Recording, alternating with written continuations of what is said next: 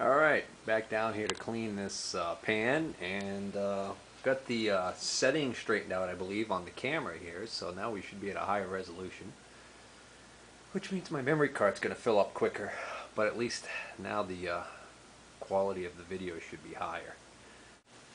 So now I'm going to try using a Scotch-Brite pad, one of these scrubby pads here, to see how this works. Good old elbow grease.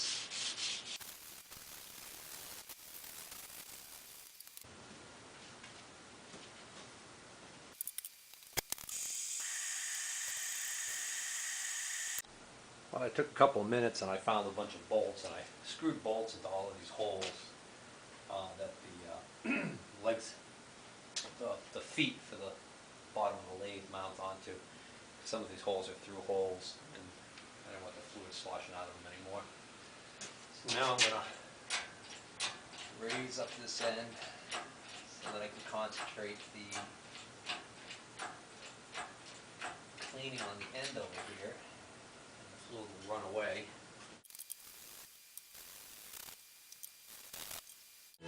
For a while there, I was beginning to think this thing was never going to come clean, but you can see now quite a bit more green paint showing through. So it's getting there. I got some spots down here at this this end that it's really kind of, the crud's really baked on.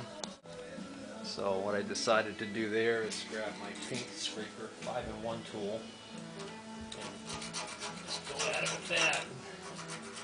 See how thick that stuff is. This would be the area in the rear of the pan behind the headstock. So it kind of isn't too surprising that this would really be grinding on there, because this would never get wiped down, or almost never get wiped down, I would say. Most of this pan looks like it wasn't really wiped down off, especially the areas back here.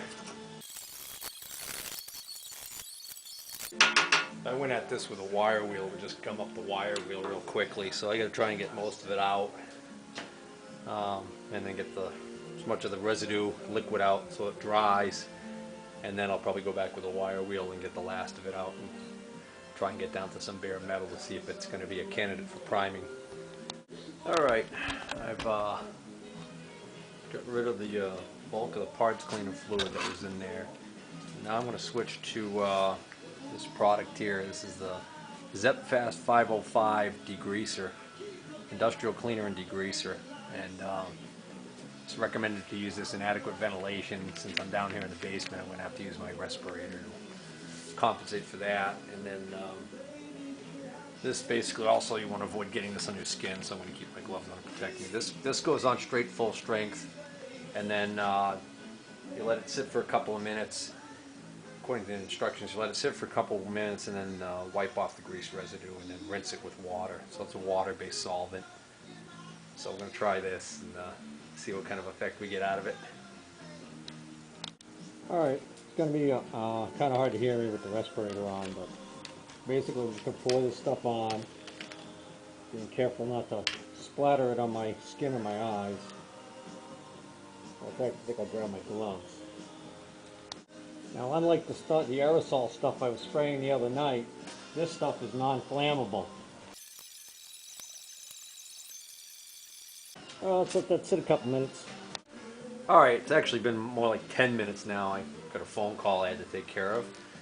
And at least I found my good respirator, which fits both. It's my newer 3M one, and it's the this part right here is made out of some other material, and it's almost like a gel type of rubber or whatever. I like it. It's more comfortable on my face. This milkiness tells me that I think this is actually attacking the paint. I'm fine with that.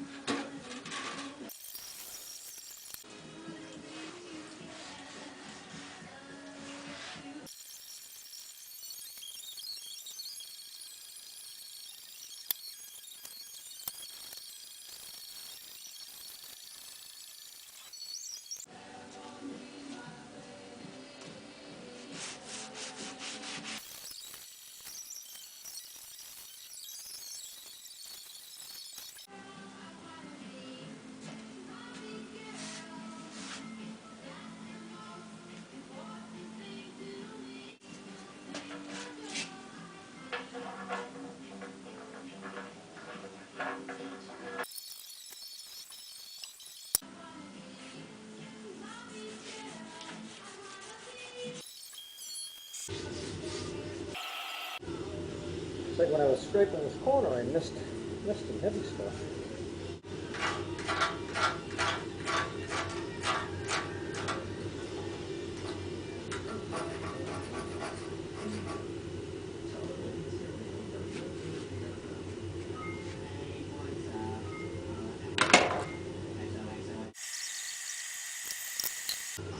Alright, so now I'm going to rinse this down in water.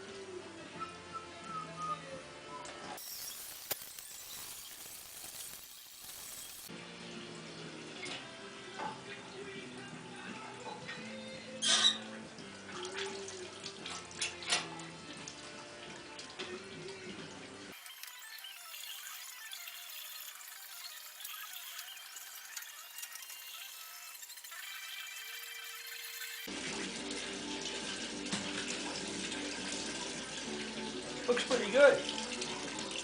When I started cleaning this chip pan, I just thought it was gonna never get clean. I mean, it was just so cruddy.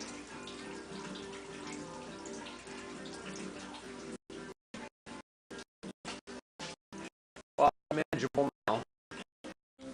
All right, I'm just gonna wipe down the water. Speed drying. That's probably all I'm gonna end up doing tonight. It's 6:31.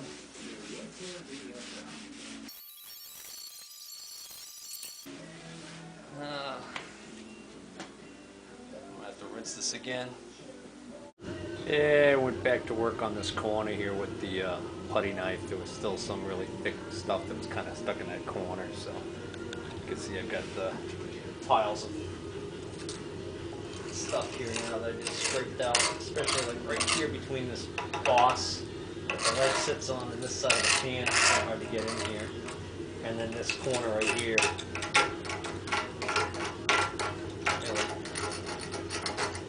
Really nasty in there.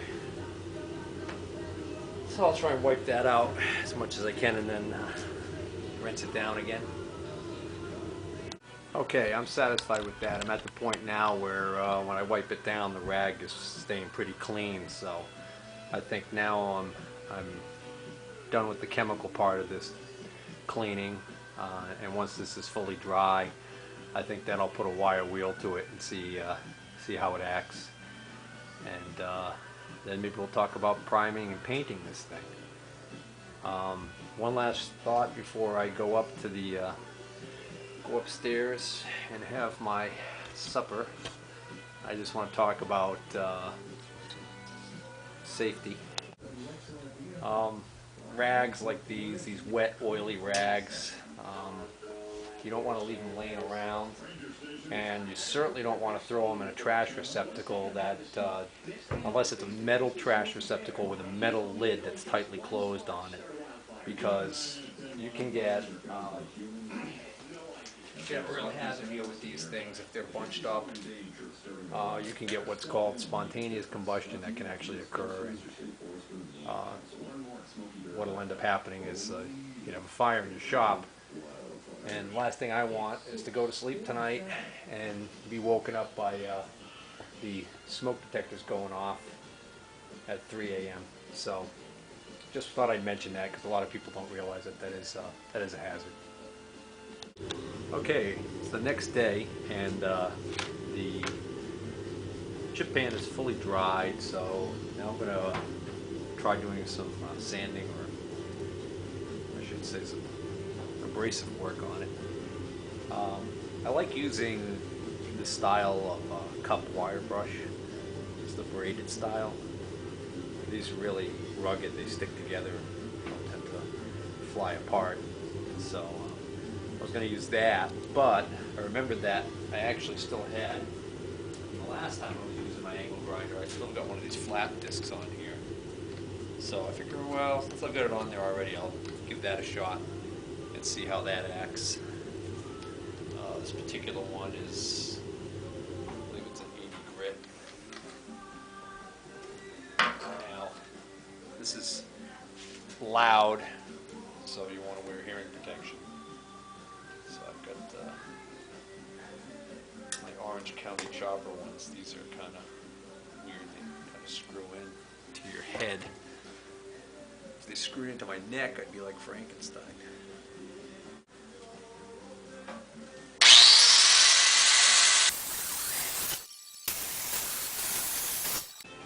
I'm going to change over to my wire wheel cup and see what kind of difference I get.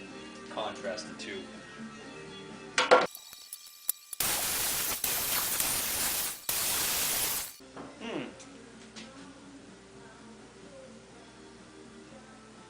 think maybe I'll go back to the flat disc and try where there's a lot of paint still to see how it's, because it's kind of hard to tell here.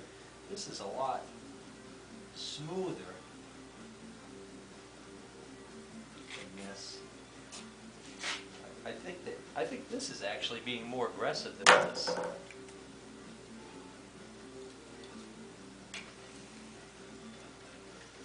Oh, I didn't unplug it before I did that. Did you notice that?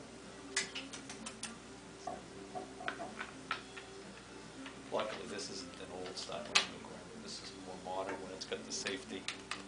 See, it doesn't easily trigger. You gotta this little flap down.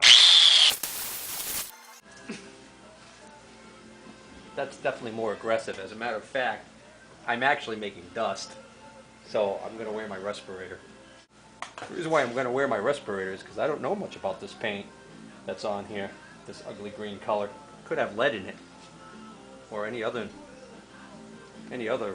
bunch of nasties.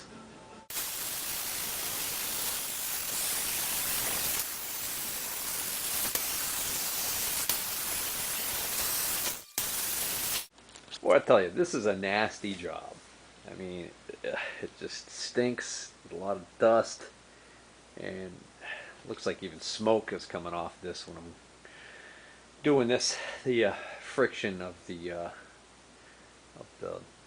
wire brush or the sanding disc, flap disc there, must be heating up residual oils and whatnot in the cast iron and causing them to burn off. But I mean, it's actually the following day. I was working on this last night, and the smoke was so bad, it was pretty nasty in here. I had to get out of here, even with the respirator on. Once I took the respirator on and went to go upstairs, I came back downstairs just for a couple minutes to get something, and it was choking me. So I even opened up the bulkhead a little bit, and all that did was force some of the bad air up to the first floor, because then the wife immediately informed me that it was not smelling too good up there. So so I figure I'm going to divert from this temporarily, and let's look at what I picked up at the flea market yesterday.